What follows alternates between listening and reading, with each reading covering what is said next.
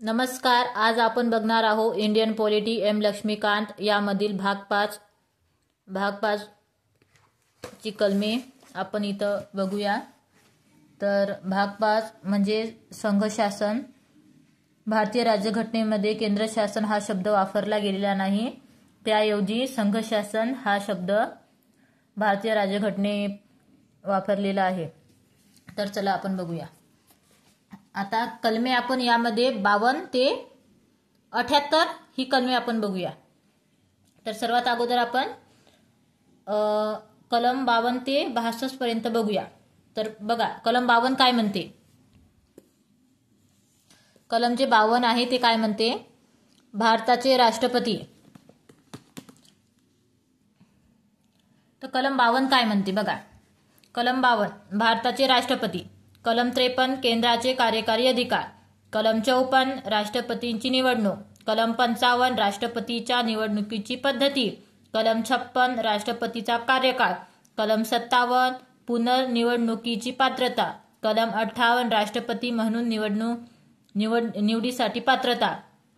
कलम 59 राष्ट्रपती कार्यालयाच्या अटी. राष्ट्रपतीच्या कार्यालयाच्या अटी. कलम 60 राष्ट्रपती पदाची शपथ किंवा प्रतिज्ञा. आता आपण ही कलमे शॉर्ट ट्रिक्स नुसार आपण बघूया. या शॉर्ट ट्रिक्स नुसार आपल्याला ही कलमे लक्षात राहतात. तर बघा भाग 5 याला संघ शासन म्हणतात. तर भाग 5 कलम 52 ते 78 केंद्रीय कार्यकारी मंडळाशी संबंधित. यामध्ये राष्ट्रपती, उपराष्ट्रपती, पंतप्रधान, मंत्रिमंडळ, महान्यायवादी इत्यादींचा समावेश होतो. तर आपण शॉर्टकट ट्रिक्स नुसार कलम 52 बघूया. आता 52 आपण हे कलम 52 5 मराठीमध्ये आणि 2 मराठीमध्ये हे 52 आपण काढलेले आहे. मराठीमधले 52 याच्यातला 2 कसा दिसतो, र सारखा दिसतो. 2 र सारखा म्हणजे राष्ट्रपती. कलम 52 राष्ट्रपतीशी संबंधित. कलम 53 सुद्धा आपण मराठीमध्ये आकडा काढलेला आहे 53चा. 5 आणि 3 मराठीतला 3 कसा दिसतो, असारखा दिसतो म्हणजे अधिकार.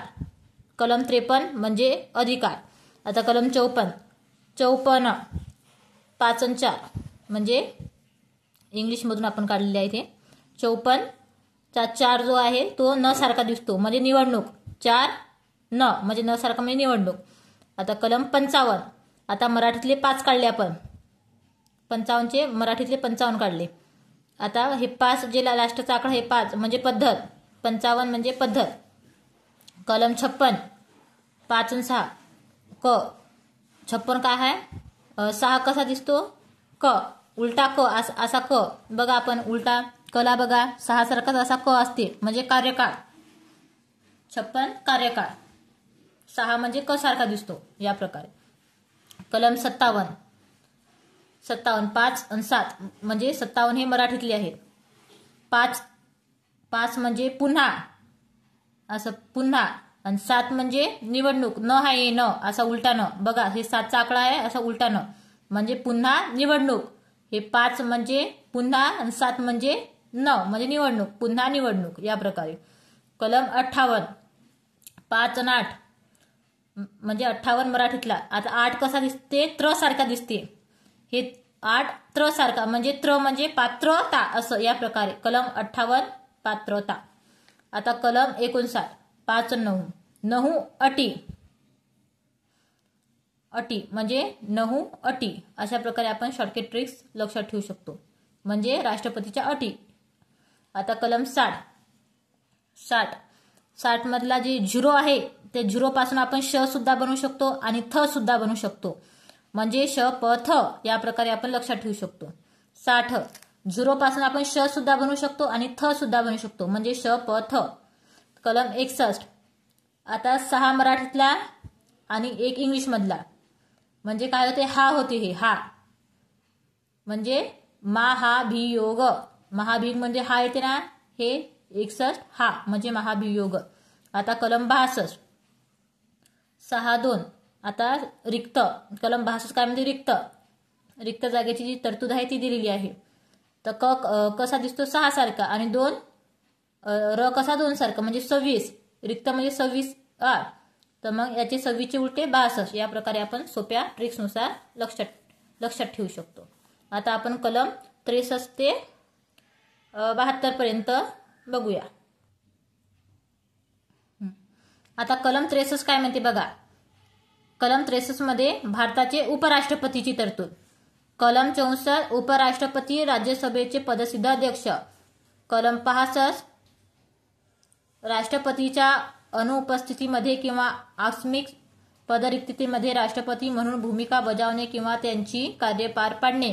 कलम 66 उपराष्ट्रपती पदाची निवडणूक. कलम 67 उपराष्ट्रपती पदाचा कार्यकाळ. कलम 68 उपराष्ट्रपती पदाची रिक्त जागा भरण्याची निवडणूक होणाऱ्या पदाची मुदत आणि आकस्मिक रिक्त जागा भरण्यासाठी निवडलेल्या व्यक्तीचा कार्यकाळ. कलम 69 उपराष्ट्रपतींची शपथ किंवा प्रतिज्ञा. कलम 70 इतर आकस्मिक परिस्थितीमध्ये राष्ट्रपतीच्या कामाचा निर्वाह. कलम 71 उपराष्ट्रपती पदाच्या निवडणुकीबाबत किंवा निवडणुकीशी संबंधित बाबी. आता हे कलम 71 जे आहे ते उपराष्ट्रपती आणि राष्ट्रपती या दोघींच्या निवडणुकीच्या ज्या बाबी आहेत त्यांच्या संबंधित आहे. तर इकडे बघा इकडे 72 आपण बघू. हे कलम जे 71 आहे हे उपराष्ट्रपतीच्या निवडणुकी संबंधी आणि राष्ट्रपतीच्या निवडणुकी संबंधी या दोघांच्या निवडणुकी संबंधी कलम 71 आहे. म्हणजेच राष्ट्रपती उपराष्ट्रपतीच्या निवडणुकी संबंधी विषय कलम 71 मध्ये दिलेले आहे. आणि कलम 72 काय म्हणते. राष्ट्रपतीचा माफी देण्याचा अधिकार आणि काही प्रकारांमध्ये शिक्षा प्रलंबित करणे, कमी करणे किंवा सूट देणे इत्यादी अधिकार. झालं. अशा प्रकारे आपण कलमे 63 ते 72 पर्यंत बघितली आहे. आता आपण शॉर्टकट ट्रिक बघूया याची. हे बघा आता कलम 63 3. हे 63चा 3 कशासारखा दिसतो. ऊ सारखा दिसतो म्हणजे उपराष्ट्रपती. कलम 64 मधला 4 पद म्हणजे पदसिद्ध अध्यक्ष. राज्यसभेचे पदसिद्ध अध्यक्ष. अशा प्रकारे 4 पद. आता कलम 65चा 5 हे लास्टचा 5 भूमिका. आता कलम 6 म्हणजे निवडणूक संबंधी. कलम 67 7 काळ म्हणजे कार्यकाळ संबंधी. कलम 68 8 रिक्त जागेची जी तरतूद आहे त्याच्यासाठी 8 रिक्त. कलम 69 आता 9 कसा दिसतो. श सारखा दिसतो म्हणजे शपथ. 9ला पथ असं लावून द्यायचं म्हणजे शपथ. कलम 70 वेतन म्हणजे राष्ट्रपतीच्या कामाचा निर्वाह. जेव्हा उपराष्ट्रपती राष्ट्रपतीची भूमिका घेणार तेव्हा राष्ट्रपतीच्या कामाचा निर्वाह उपराष्ट्रपतीला देण्यात येण्यासंदर्भी हे जे कलम आहे 70 ते आहे. आता कलम 71. आता कलम 71ची शॉर्टकट. एकाच्या नाही दोघांच्या निवडणुकीच्या बाबीविषय म्हणजे एक म्हणजे एकाच्या नाही म्हणजे दोघांच्या म्हणजे राष्ट्रपती उपराष्ट्रपती या दोघांच्या निवडणुकी संबंधी बाबी त्यांच्या निवडणुकी संबंधी विषय हे कलम 71 मध्ये देण्यात आलेले आहेत. कलम 72 वेळा माफी मागते. Shortcut trick. 72 वेळा माफी मागते म्हणजे राष्ट्रपतींचा माफीचा अधिकार 72. अशा प्रकारे म्हणजे शॉर्टकट ट्रिक्स म्हणजे आपण बघू शकता. शॉर्टकट ट्रिक्स आता 3 उपराष्ट्रपती. 4 पद म्हणजे राज्यसभेचे पदसिद्ध अध्यक्ष. 5 म्हणजे भूमिका. राष्ट्रपती अनुपस्थित असताना उपराष्ट्रपती राष्ट्रपतीची जी भूमिका आहे ते घेणार. कलम 66 हे 6 कसा दिसतो. 6 म्हणजे निवडणूक. 67 हे 7 आहे म्हणजे कार्यकाळ. 8 म्हणजे रिक्त जे पद आहेत त्याच्या संबंधित तरतूद आहे. आता 9 कशासारखा श सारखा म्हणजे शपथ. 70 वेतन म्हणजे राष्ट्रपतीच्या कामाचा निर्वाह. जेव्हा उपराष्ट्रपती राष्ट्रपतीची भूमिका घेणार तेव्हा जे राष्ट्रपतीला वेतन मिळते ते उपराष्ट्रपतीला मिळण्याबाबतची जी तरतूद आहे ते कलम 70 मध्ये आहे. कलम 71 एक म्हणजे एकाच्या नाही दोघांच्या निवडणुकी संबंधी बाबी आणि विषय असं. कलम 72 म्हणजे 72 वेळा माफी मागते. अशा प्रकारे हे आपण कलम बघू शकता. कलम एकदा मी झूम करून दाखवते. हे बघा आता कलम 73 बघा. कलम 73 काय म्हणते. कलम 73 3 कसा दिसतो. अ सारखा दिसतो. म्हणजे अधिकार, कोणाचे अधिकार? संघाच्या कार्यकारी अधिकारांची व्याप्ती, संघाचे जे कार्यकारी अधिकार आहे त्यांची व्याप्ती कलम 73 मध्ये देण्यात आलेली आहे. 3 अधिकार म्हणजे संघाच्या कार्यकारी अधिकाराची व्याप्ती. आता आपण पंतप्रधान, मंत्रिमंडळ, महान्यायवादी यांच्या संबंधित जे कलमे आहेत त्यांची ट्रिक्स आपण इथं बघूया. कलम 74 काय म्हणते बघा. राष्ट्रपतींना सहाय्य करण्यासाठी आणि सल्ला देण्यासाठी मंत्रिमंडळ.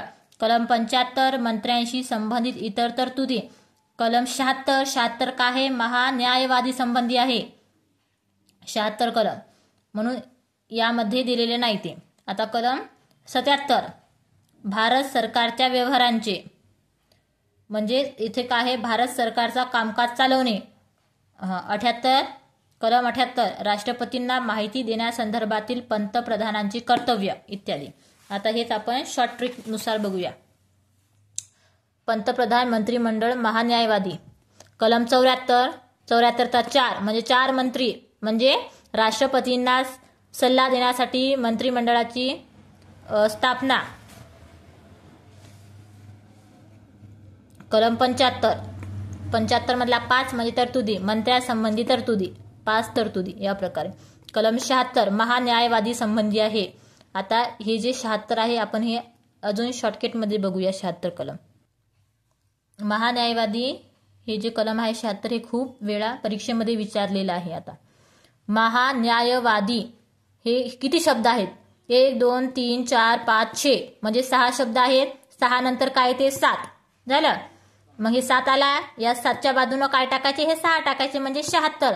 6 शब्द, 6च्या नंतर येते 7 आणि 7च्या बाजूने हे टाकायचे 6 म्हणजे 76. महान्यायवादी 76 कलमामध्ये याची तरतूद केलेली आहे. तर आता कलम आपण बघूया. 77 कलम 77 7 सरकार व्यवहार. आता 77चा 7 सरकार व्यवहार म्हणजे भारत सरकारचे जे व्यवहार आहे ते व्यवहार चालवणे. आता कलम 78 8 यातली 8 पंतप्रधानांची कर्तव्य.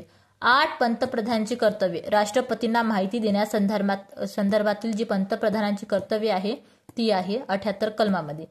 अशा प्रकारे कलम 74 म्हणजे 4 मंत्री. कलम 75 5 तरतुदी. कलम 76 महान्यायवादी. कलम 77 7 सरकार व्यवहार. कलम 78 8 पंतप्रधानांची कर्तव्य. अशा प्रकारे आपण इंडियन पॉलिटी एम लक्ष्मीकांत मध्ये आपण भाग 5 बघितलेला आहे. या भाग 5 मध्ये आपण कलम 52 ते 78 केंद्रीय कार्यकारी मंडळ, राष्ट्रपती, उपराष्ट्रपती, पंतप्रधान, मंत्रिमंडळ, महान्यायवादी इत्यादींची कलमे आपण शॉर्टकट ट्रिकनुसार बघितली आहे. आणि ही शॉर्टकट ट्रिक्स तुम्हाला कशी वाटली नक्की सांगा.